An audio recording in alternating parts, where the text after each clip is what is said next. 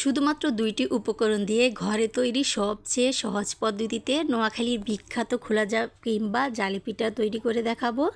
এই পিঠাগুলোর বৈশিষ্ট্য হচ্ছে এই পিঠাগুলো কিন্তু তৈরি করলে সারাদিন থাকবে একেবারেই নরম তুলতুলে আর হবে কিন্তু অসংখ্য জালিযুক্ত।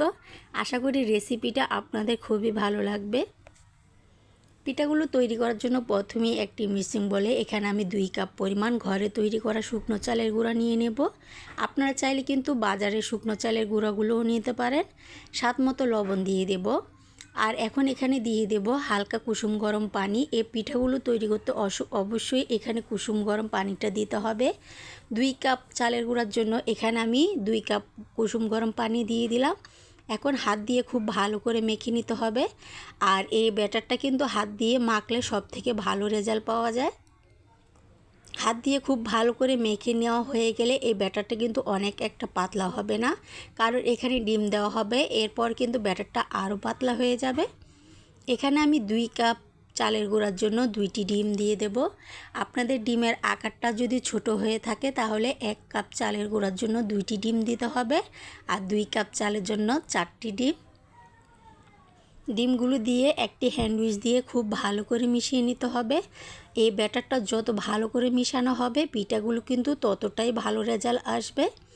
মিশানো হয়ে গেলে এখন একটি সাইডে ঢাকা দিয়ে আমি 30 মিনিটের জন্য রেখে দেব।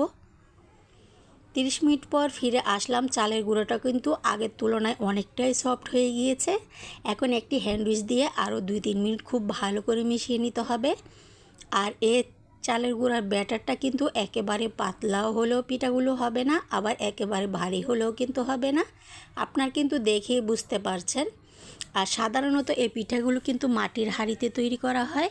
আজকে আমি ঘরে থাকা প্যানের মধ্যে এই পিঠাগুলো তৈরি করে দেখাবো। প্যানটাকে একেবারে হাই হিটে গরম করে আর চুলার আঁচটাও হাই হিটে রেখে এই ব্যাটারটা দিয়ে দিতে হবে। চুলার আঁচ কিন্তু লো আঁচে রাখলে এই পিঠাগুলো কখনোই জালিযুক্ত হবে না। ব্যাটারগুলো দিয়ে প্রায় 3 থেকে 4 সেকেন্ডের মধ্যে দেখবেন পিঠাটা নিজে নিজেই খুবই সুন্দর করে উঠে আসছে। আর দেখতেই পাচ্ছেন পিঠাটা কতটা জালিযুক্ত হয়েছে, কোনো রকম মাটির হাঁড়ি ছাড়াই।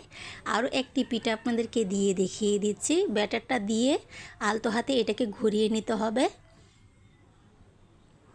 ঘরে থাকা সামান্য 2-1টি উপকরণ দিয়ে কিন্তু এই নোয়াখালীর এই বিখ্যাত জালি পিঠাটা আপনি ঘরেই তৈরি করে ফেলতে পারেন।